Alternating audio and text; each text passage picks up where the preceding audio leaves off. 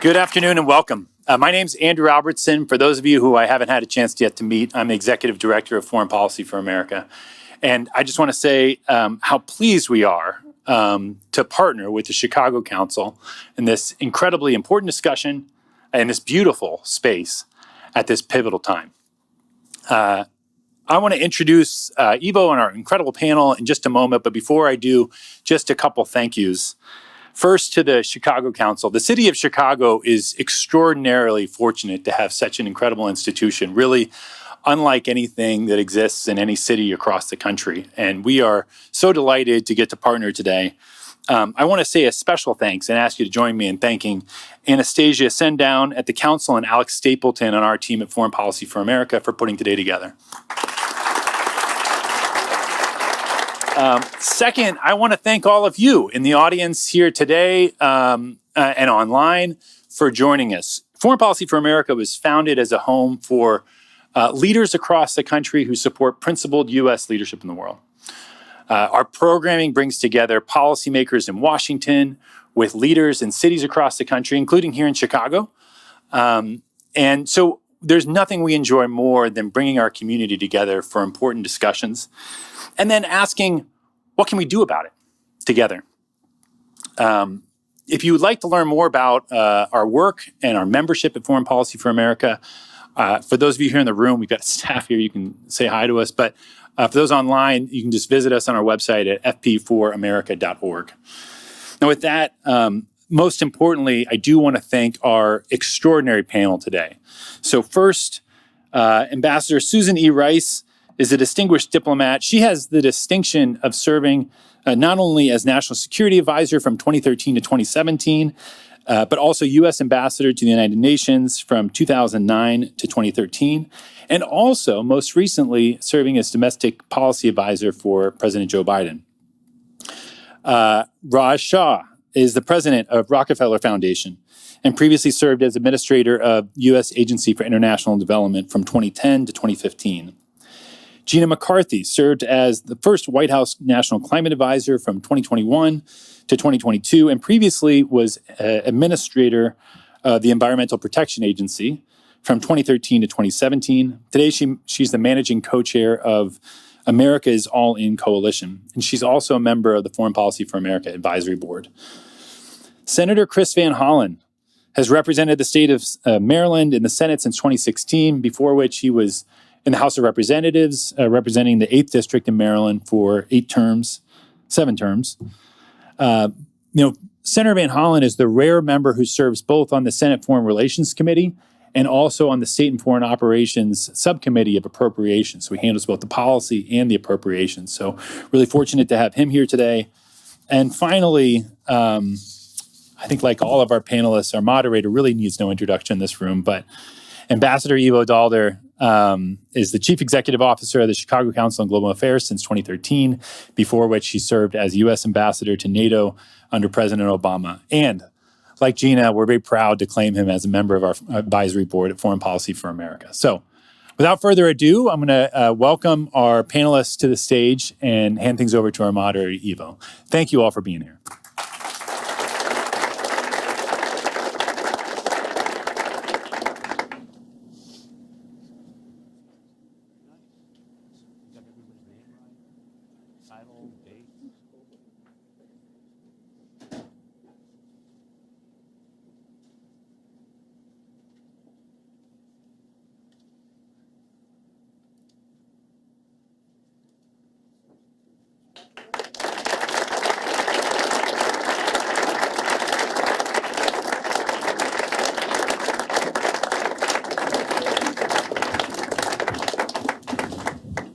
Well, wonderful to be here with a full room and old and well-known friends for a hopefully energetic discussion about what's happening in the world today. Just for the record, this is on the record. We're live streaming.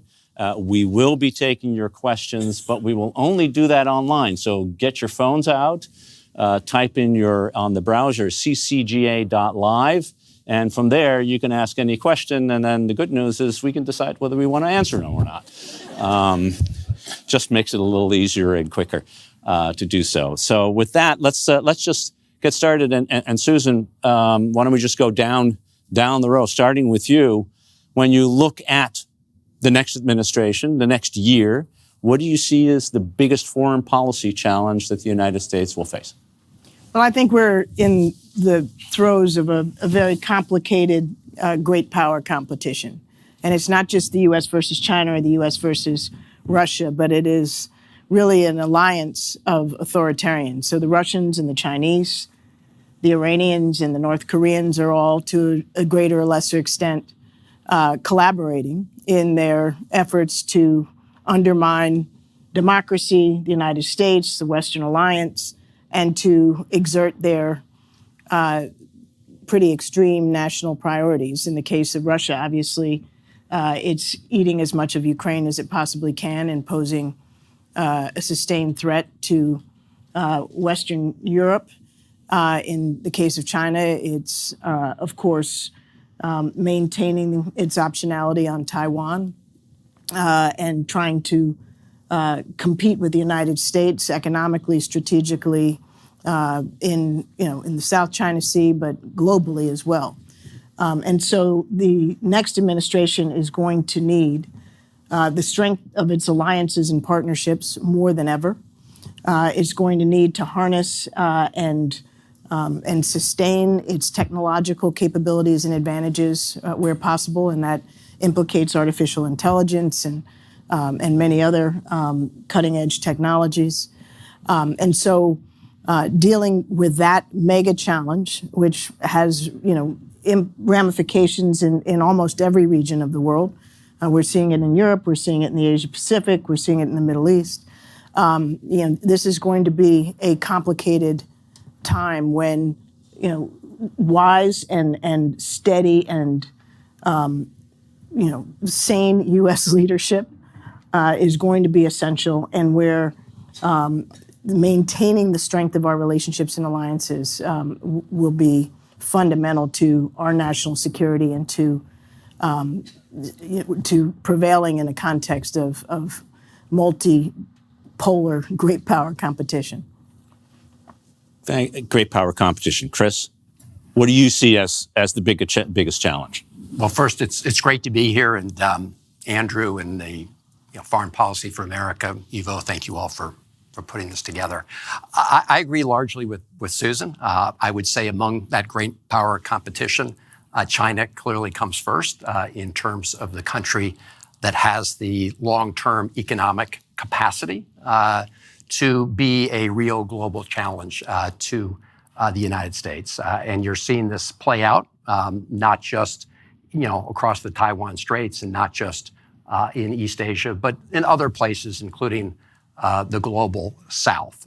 And so I think in order to meet that challenge, we need, first of all, to be strong here at home in the sense of investing in things like our infrastructure and modernizing that, clean energy technology, AI, quantum, all of these things we need to do right here at home.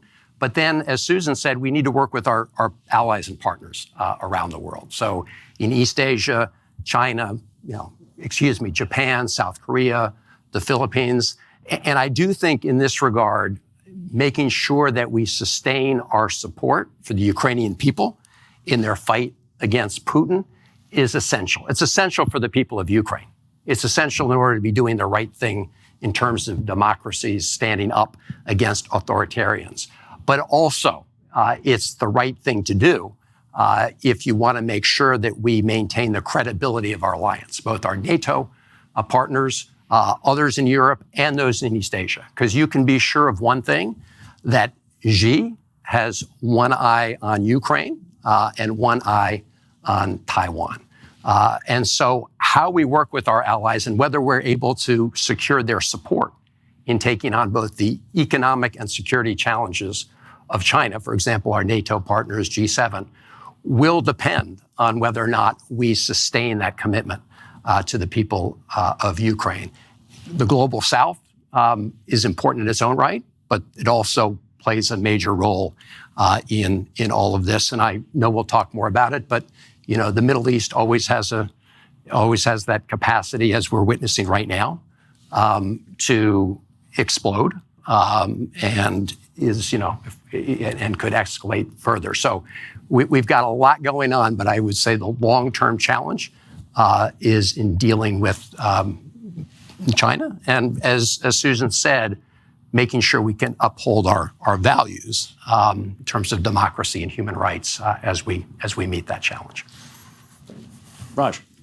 Well, thank you, Ivo and Andrew, for hosting us, and to my friends on the panel for all of us getting to be here together. I agree with Susan and Chris, of course, and I think this one thing I'd add to it is, as we make this transition to great power competition, which we are already deeply in the midst of, we also have to figure out how to address these either emerging or existing global threats in a way that reimagines cooperation with our alliance partners to actually succeed. So, for example, we are not currently winning the fight against climate change. I'm sure Gina will tell us much more about it, but 1.5 degrees Paris targets are highly unlikely to be met this year. Next year, we're building more coal than we did this year, and it's the most new coal coming online in history.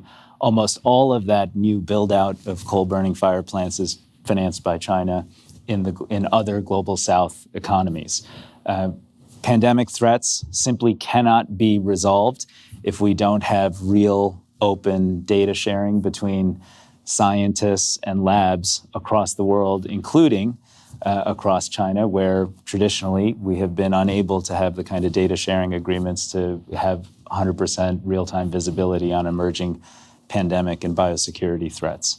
And AI, which I'm sure we can get into in more detail, fundamentally requires the types of institutions and collaborations with technology partners at home and around the world that simply don't exist today, and to reimagine and build those in a way that can protect us from the potential downsides of a transformational new technology requires the capacity to build those institutions in a world where Chinese technology platforms have as much potential capacity for downside risk as anything else. And so we will have to figure out how to address those global threats now in an environment that's defined, as Susan and Chris did, with a very difficult geopolitical context and a rising China. Yeah, I think that's one of the things I want to get back to, this competition between the need for cooperation and yet having great power competition, which I think we all will struggle with. But Gina, before we do, what do you see as the biggest challenge for the next president? Well, for me right now, it's trying not to focus on your socks, because they're really quite startling. Every time I look over, I'm like, wow. Look You should have switched. In his side. That's what I was thinking. That would be a great combination. So I heard nothing of my prior three folks talking. Obviously, the thing that I've been focusing on in the White House and since I left is the issue of climate change. Look, everything that you've brought up is made worse by climate change. The challenges, I think, are enormous in terms of trying to accelerate the pace of the change that we all know we're able to do. I think the Inflation Reduction Act is being taken notice by many other countries. And I think that if you look at the data, we're doing remarkably well in the first 2 years of a 10-year horizon in this bill. And I could, tell you all the stats on it, but I think the major challenge we have is an international one. And I think it's a lack of recognition of the climate change that's already happened and how that is undermining the security and stability of countries all across the world.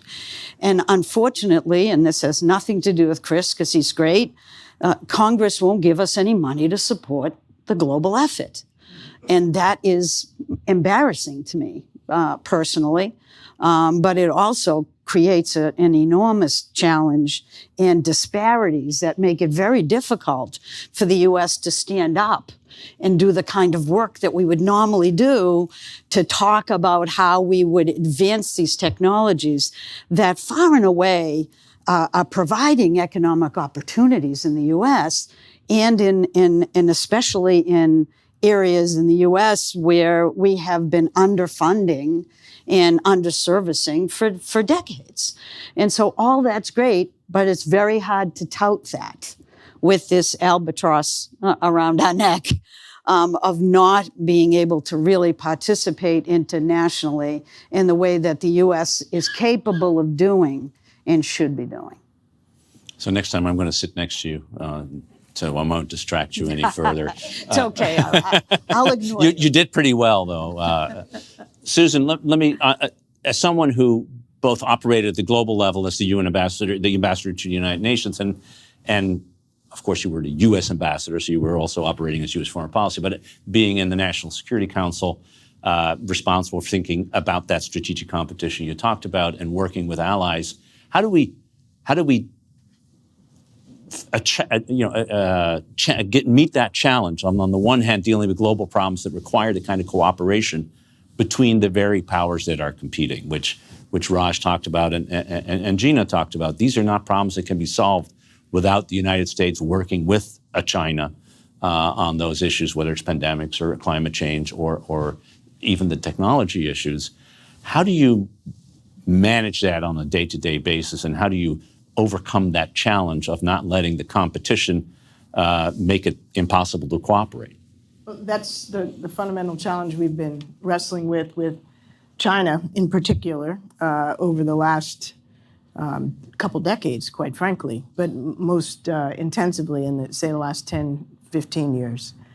And the dynamic has changed, obviously, when I was serving in the Obama administration at the United Nations and as National Security Advisor. As challenging as the relationship with China was, it was easier, frankly, to find areas of cooperation, whether it was on climate or responding, for example, to the Ebola pandemic or the Iran nuclear deal or even on North Korea. And China has become, in the interim, more aggressive, more self-oriented and uninterested in various forms of collaboration, intensifying the competition, and obviously we've responded accordingly. And so in that context, the challenge is greater, but the need is no less. And so, when colleagues in the administration underscore that the principal challenge is to compete with China without that competition spilling into conflict, that's absolutely right. And to find areas and to preserve areas where that cooperation remains possible.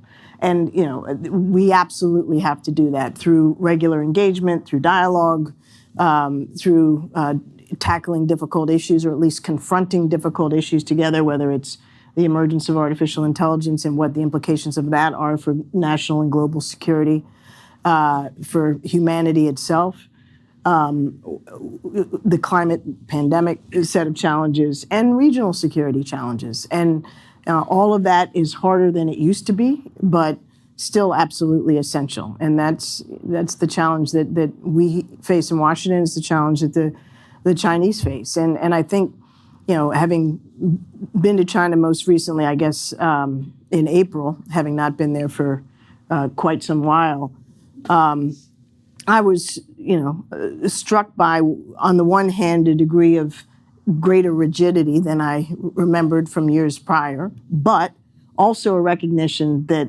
that there has to be engagement, that there has to be, open channels and efforts to find areas where we can and must collaborate.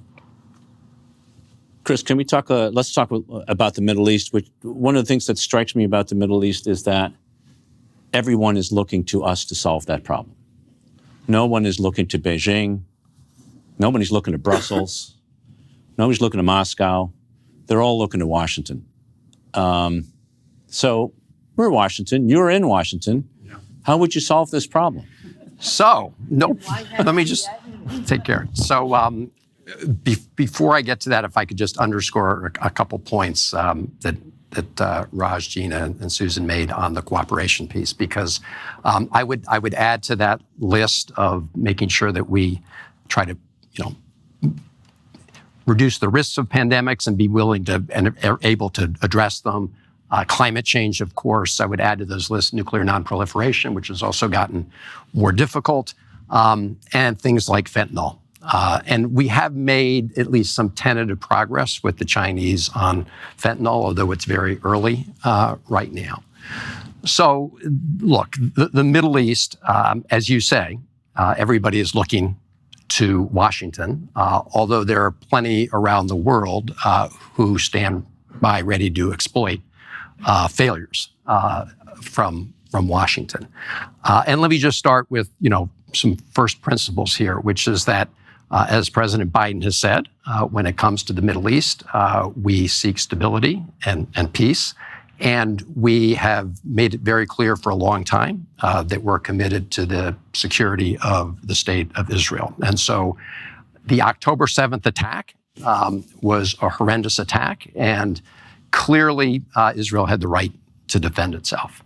That being said, it's also true, as the president has said, as I've emphasized, that how you conduct a war matters.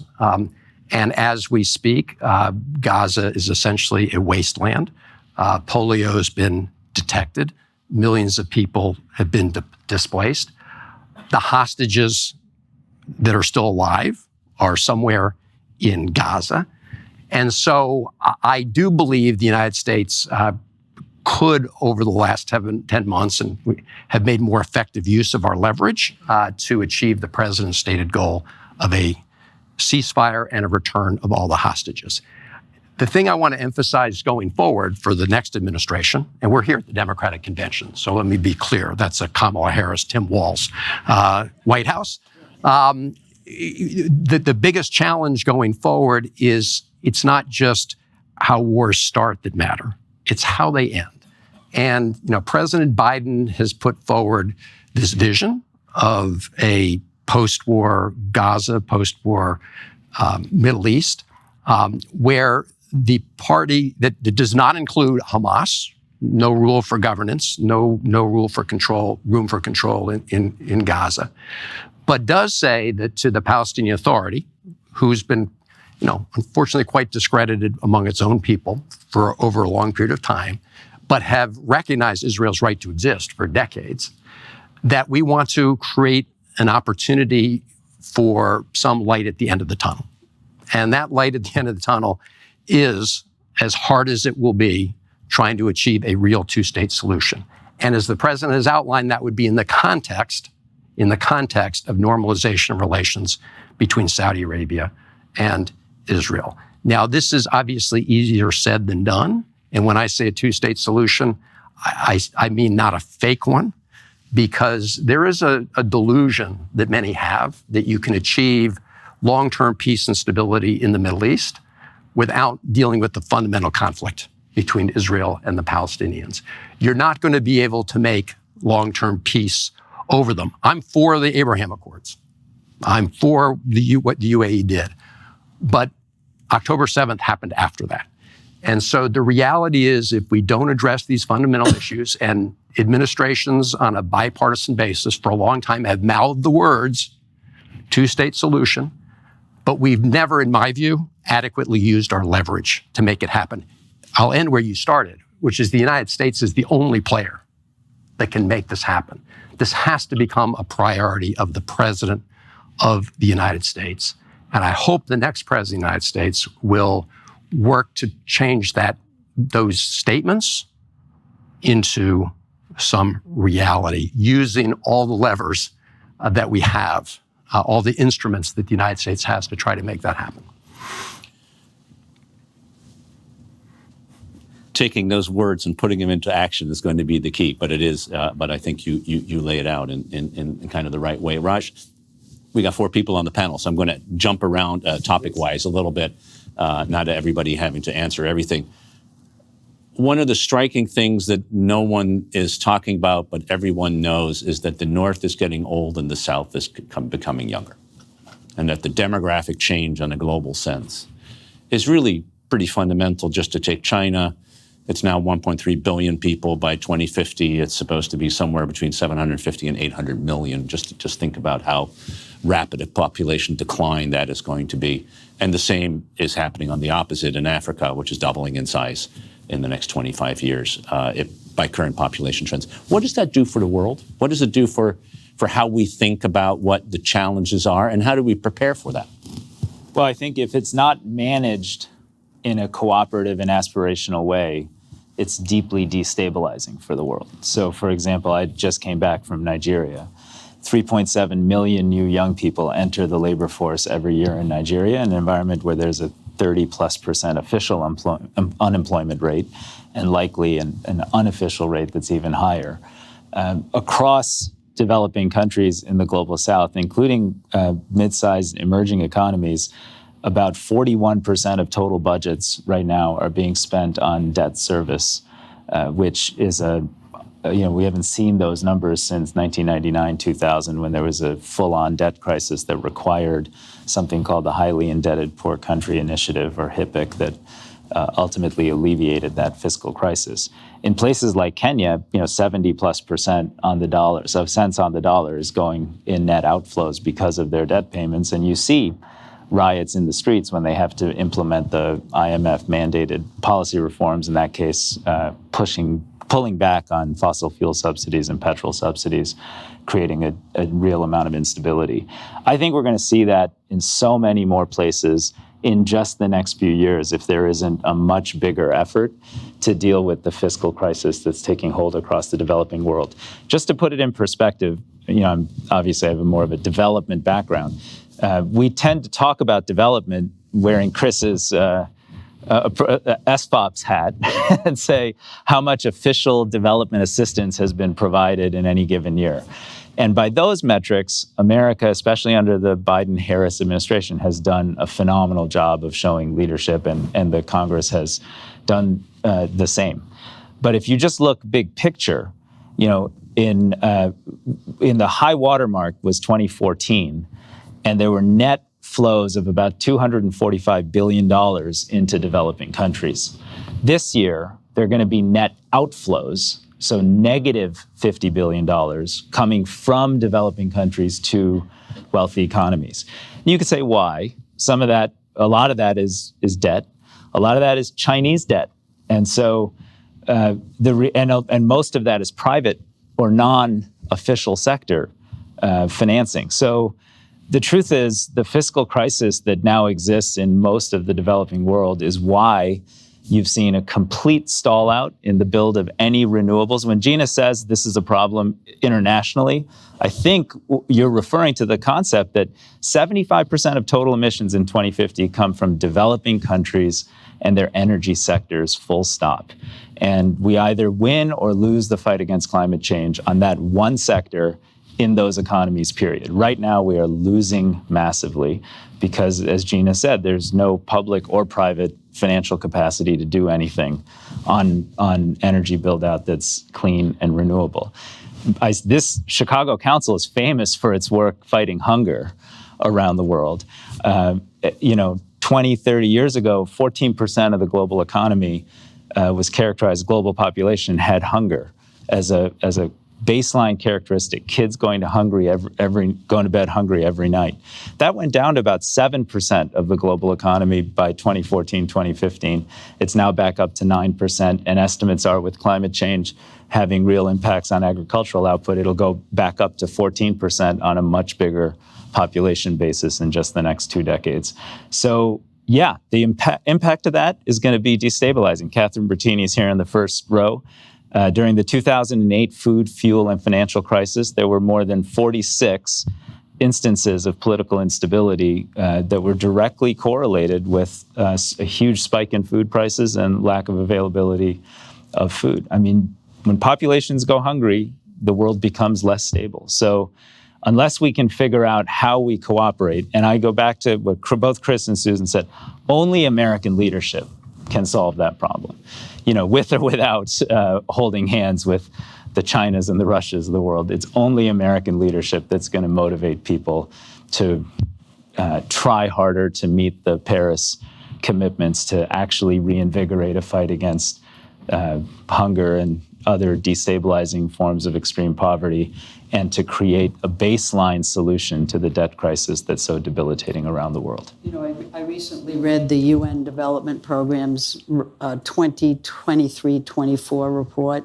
and I kind of wished I didn't.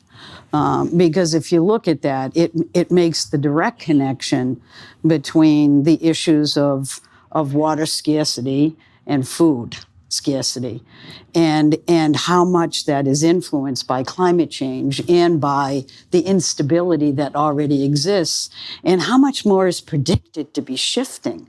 And then it talks more about how the shift to totalitarian regimes is mirroring or being generated and supported by these large issues, which the United States used to be able to participate in, much more easily, but which also represents the kind of continued escalation of the climate crisis. We simply, in the United States, I'm very proud of the work we're doing domestically, but we can't rely on that as a moderator on climate change, because it's not going to help. Not in the sense that we have the technologies we need. We can prove that the private sector wants to invest in them, but we now no longer have a real climate carbon market that's stable, which you need to have to attract international investment. And you have, investment going into countries like China has done, which are meaningless in terms of providing more stability and addressing climate change. So it's very discouraging, but to be very clear, I think the United States has done the job that it was supposed to do on climate change with the Inflation Reduction Act, the bipartisan infrastructure law. I see all that as great, but I'm really hopeful in a shift in that when the administration shifts to a Democrat, the next Democratic leadership, that will have more ability to really tackle this effort in a much more concerted way. I just don't see the Paris Agreement having played out by allowing a table that's really going to answer these questions. We really have to rethink that process at this point. So all these people came from outside. It was gorgeous. It was 73 degrees. They came in a great mood, and you've just really depressed them right now. That was the goal. All right, but so before we go on to questions, and just to remind people that if you want to ask a question, you can do so online by going to ccga.live and typing your question, and we'll get to it. Before that, let's spend a little time on raising hope and talking about solutions as well as part of the problem. And Susan, I don't know when you want to take any one of these issues, the Middle East, population in Africa, or climate, or where you say here's an opportunity for us in the next 3 or 4 or 5 years to do something very good and positive, an issue that you care about that matters, where I think we can have some hope. All right. While you're thinking about that, I think there are many areas, we could talk about individual regional conflicts where U.S. leadership can and must play a critical role. We haven't talked about Sudan, for example, or what's happening in the Horn of Africa, or Congo, or many other places where the headlines aren't quite so glaring, but the suffering is enormous. And, where the kind of hands-on diplomacy that we are uniquely capable of in wrangling difficult partners, for example, in the Middle East, who are now actively involved in parts of Africa and stirring the pot. And there are things these are places where I think American leverage could be more meaningfully utilized. But I also think there's another area, and we've begun to see the United States step into this and lead on it. I think there's a real challenge, and we've touched on it a little bit, with how the world manages the opportunities and the risks of artificial intelligence. And there are enormous benefits potentially with respect to healthcare, with respect to education. I mean, agriculture. I mean, the list goes on, and yet, the technology poses real challenges with respect to national security, the opportunity for adversaries and non-state actors to utilize it in ways that could be very detrimental. And then there's the risk potentially that the technology evolves in a way that humans' ability to control it is not assured. And all of these are not science fiction concerns. These are real concerns. But it is an area where I think the United States, because the technology is most advanced here, because of our weight and our heft, and I think our ability to see and leverage the benefits as well as recognize the risks, we are in a position to play a very important global leadership role. The United States already has. I think the Biden administration has done a great job over the last year of gripping a very complicated issue and moving it forward. But there are limits to what can be done domestically through executive action alone. As hard as this is an area where we really do badly need Congress. And yet internationally, the United States has already led at the United Nations in the General Assembly and achieving a complicated resolution by acclamation, which as a former UN ambassador, I shook my head at in disbelief. That was a huge undertaking and a success. It's not going to solve the problem, but the fact that the U.S. led and brought all the nations of the General Assembly together on a very complicated topic, to me suggests that our leadership going forward can be meaningful.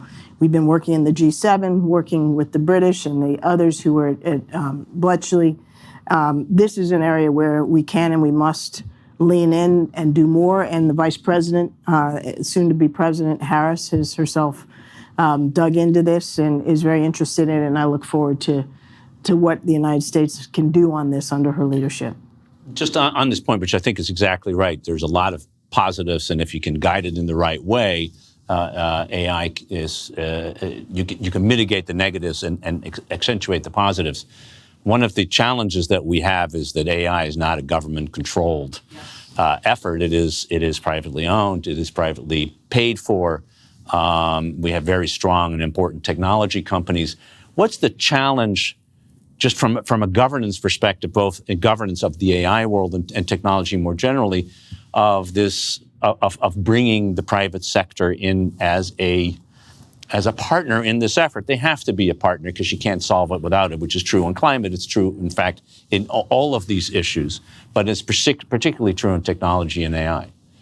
Well, given this is an extraordinary situation that, to my knowledge, we've never seen before, which is that the most powerful and impactful and dangerous, potentially, technologies are currently entirely in private hands. That's not the case in China. They're a bunch of private companies, but you can be damn sure that the technology is not solely in private hands.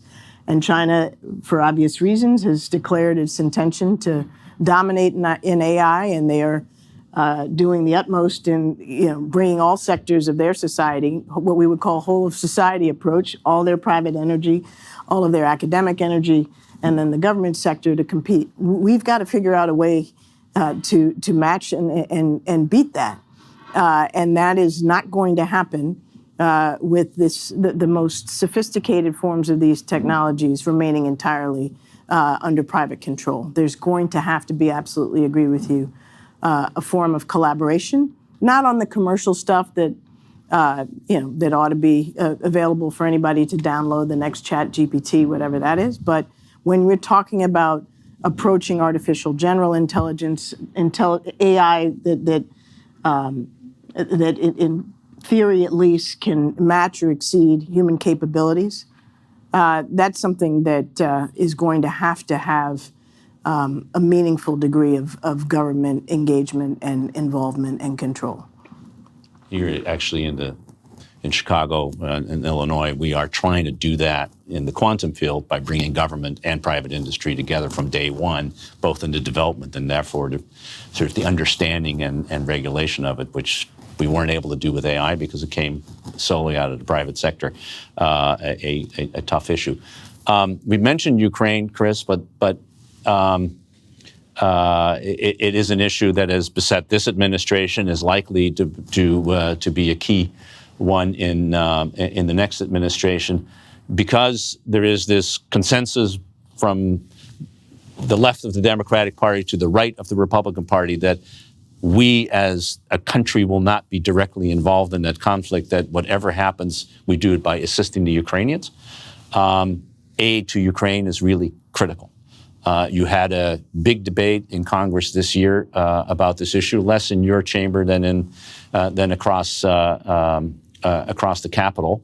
But if you look at next year, many people assumed that when the supplemental was voted out in May, that was the last one the U.S. would have voted on, and that would be hard for the Ukrainians to do it without us. How do you see the prospect of continuing, one, to help Ukraine, and then two, how do you see this conflict ending? So if I could, Ivo, tie the answer to this question into the earlier question you had about bring us some good news or not such good news. And there's a reason we all say this is now the most important election of our lifetime. And I really can't answer this question you posed without talking about the elections, because just starting with Ukraine, you have dramatically different positions between Vice President Harris and former President Donald Trump. I mean, in Trump, let's face it, you had somebody who was ready to embrace Putin through our own intelligence community under the bus and said he believed Putin first. He's been willing to pull the rug out from under our allies, our NATO allies, whereas Vice President Harris, who's represented the United States at least twice at the Munich Security Conference, at least ones that I've attended, three now, has really stood up for the U.S. and for the NATO alliance. So the answer to your question on whether or not we're going to be able to sustain support for the people of Ukraine depends largely on whether Vice President Harris and Tim Walz win in the White House, number one. And number two, in Congress, it does depend on a majority in Congress being able to move forward. And we continue to have a strong majority in the Democratic Party in the House and the Senate in support of the people of Ukraine, recognizing that it's important to help Ukraine, but it's also important for all the reasons we said earlier in terms of assuring our allies around the world, NATO as well as East Asia and other places. And so the answer to your question is that if we have a majority in the House and the Senate, and we have, a President Harris, then my belief is we will be able to sustain that support. If you have Donald Trump back in the White House, I think he's been pretty clear that we're not going to have that support, which is why so many of our NATO allies are so fearful of that. I would also point out that that's true on all these other issues we're talking about. Gina raised the issue of resources and actually showing up in the global South. Raj and his team at AID, they always did a great job. We do a great job on healthcare, public health, PEPFAR. We do a good job on other things at AID. But we are just now beginning to find our way in sharpening these other tools like the DFC, trying to update XM a little bit. The Millennium Challenge account in a couple countries in Africa were recently announced. There are other entities that we've got that are effective, but we need to do a better job of bringing them together. But to Gina's point, funding for this, I mean, you cannot win this competition on the cheap. You have to be willing to put those resources forward, which is why traditionally, the head of the Joint Chiefs of Staff, the military's always said, we should be doing more to fund diplomacy and development, not defense, hard defense alone. So we want to be able to do that. And on the home front, let's be real, the things that we need that foundation to keep us strong. This is why the president talked about the infrastructure modernization bill, how he has a 10-year plan, not talking about it for a week, how he's got the CHIPS and Science Act. By the way, we funded the CHIPS part. We have to fund the science part. We authorized these levels, which means that Congress stated what our objective is, but we need to fund the AI and the quantum computing and all those other things to stay competitive. And when it comes to the issue of the Inflation Reduction Act, I mean, the Republican platform is to repeal it, not to build on it. And that includes all those investments in clean energy technology. So the answer to your question, Ivo, on Ukraine, and frankly, the whole thing does come down to this election, which is why we're not overstating it when we say this is the most consequential election of our lifetimes. We saw what happened last time.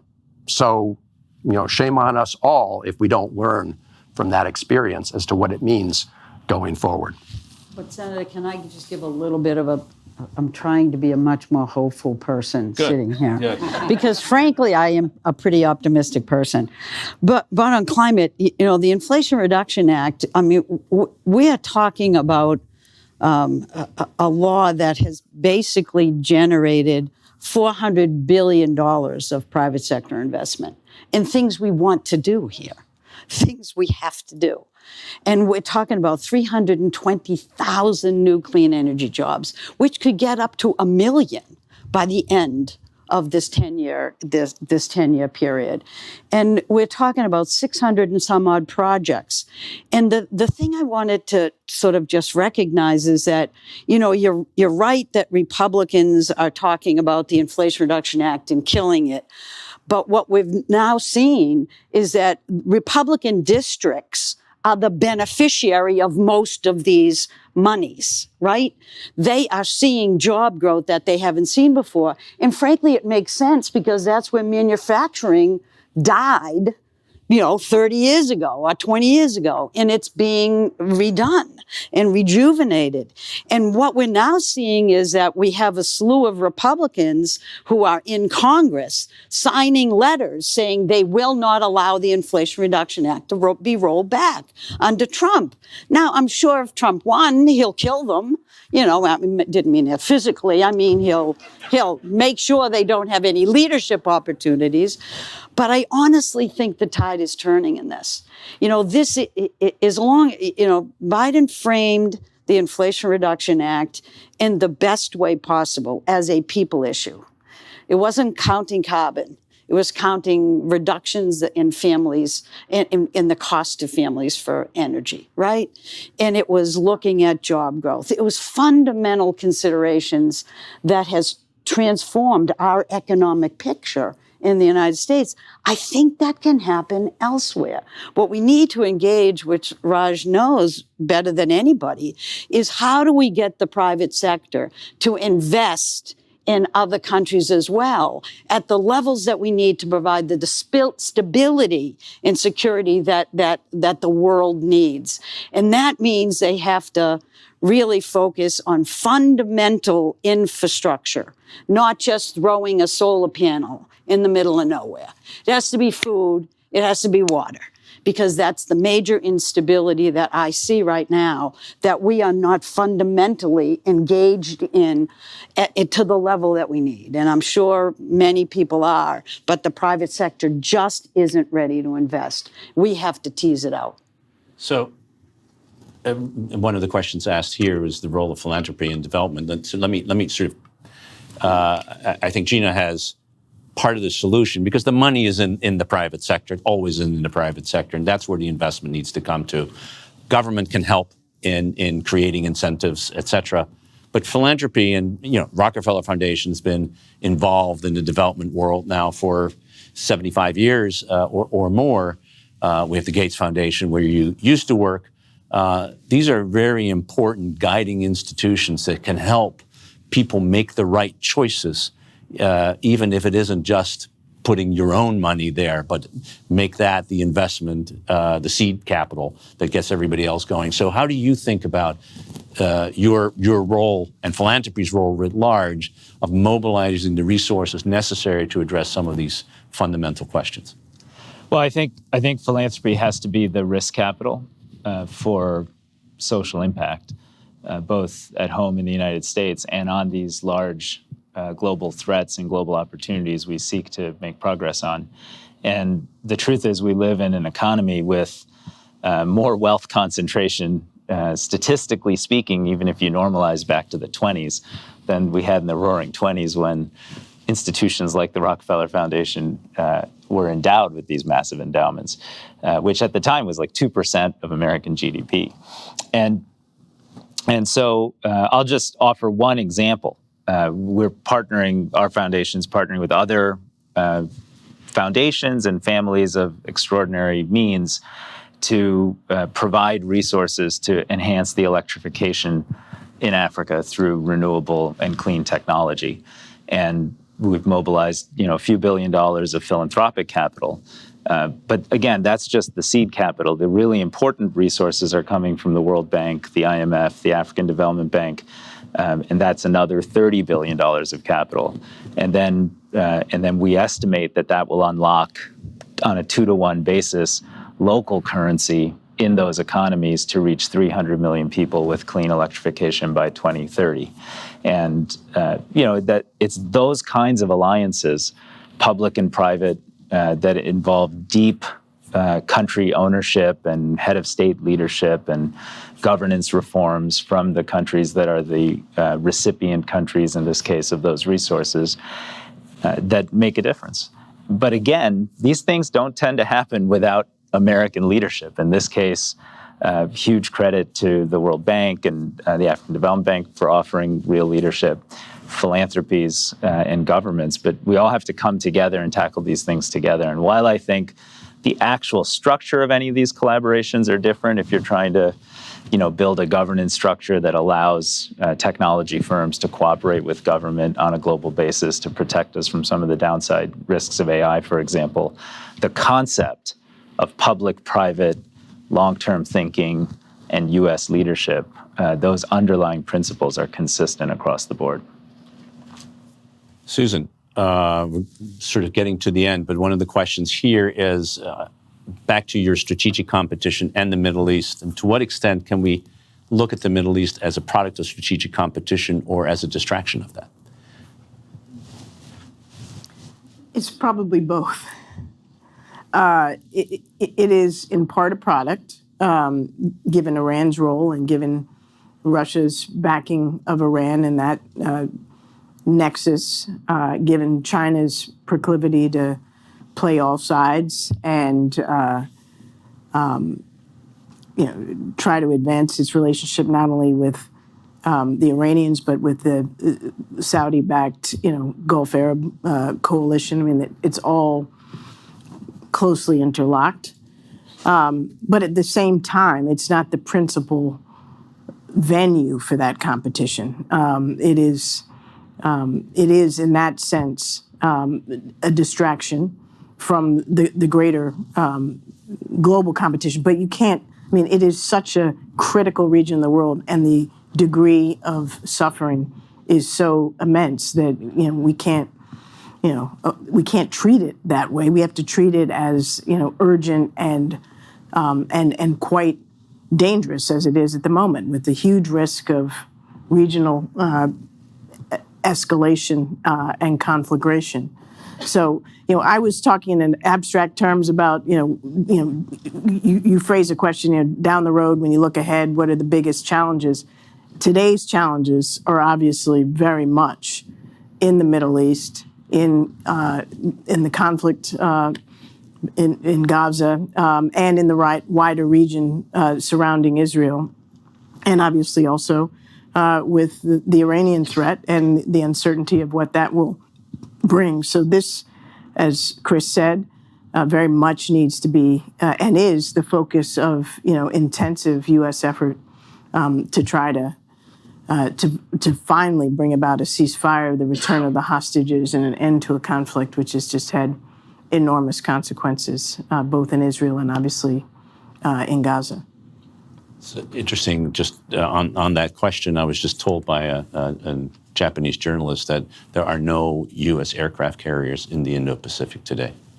The last one was taken out and is now in the Gulf in order to deal with the immediate challenge. So the competition distraction actually is real when it comes to resources in that way.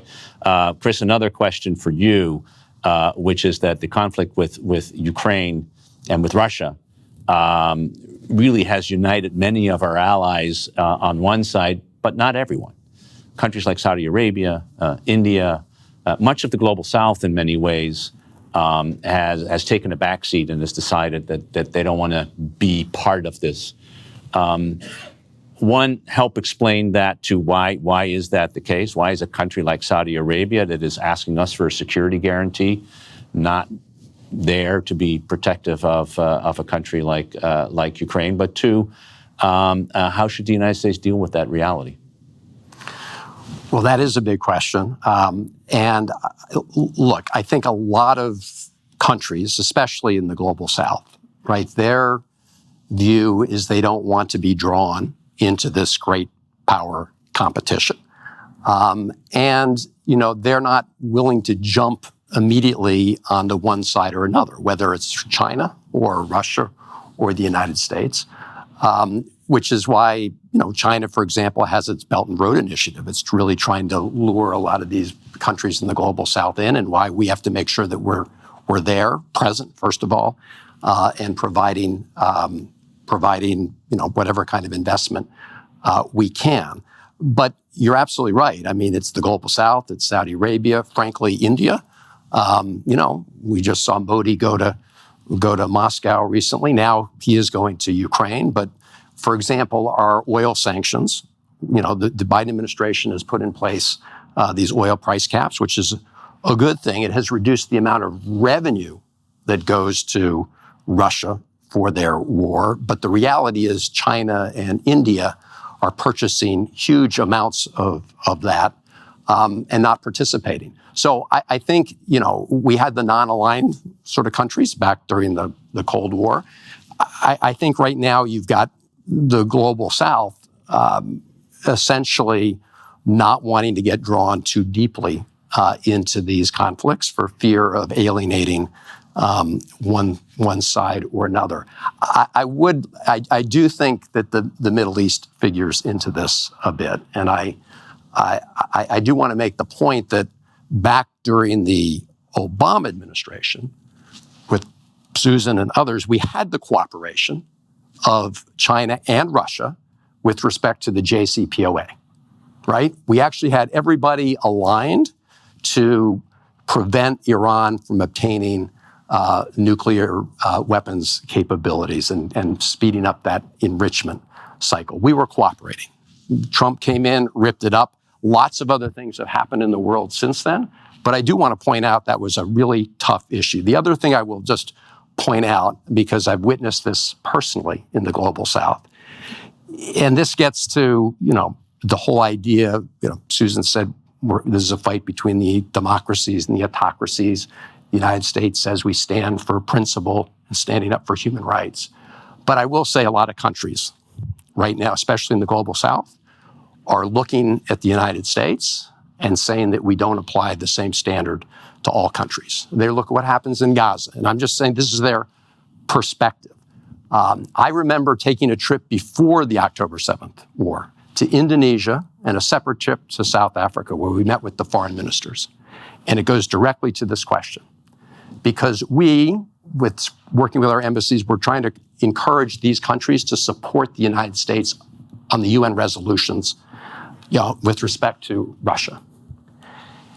And both of those foreign ministers said, you've done a great job talking about the Russian occupation of eastern Ukraine, but you don't do anything, the UN, when it comes to Israel's occupation on the West Bank.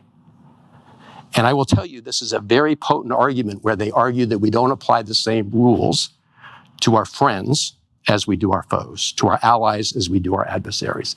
And China, right now, is taking that to the bank. So if we're going to have a principle-based, a values-based foreign policy, which is what foreign policy for America is all about, it's a messy world. It's an imperfect world. We can never do this perfectly. But we have to recognize that other countries are watching. They want to know if we're using this as a political cudgel or whether we're serious about it. And that plays directly into the competition with the global South and trying to get countries to support us on some of these key issues. I think that's actually given that the time is up, I think that is an important point to end on. Love to continue this conversation, but before we thank the panelists, I want to just say they've taken time out of very busy schedules, so we're, one, sticking to being on time, but two, allowing our panelists to exit immediately upon the finishing this, so they can go on to their next, whether it's TV or whatever appointment that they have. But please join me in thanking Susan Rice, Chris Mulholland, Shah, and Gina McCarthy.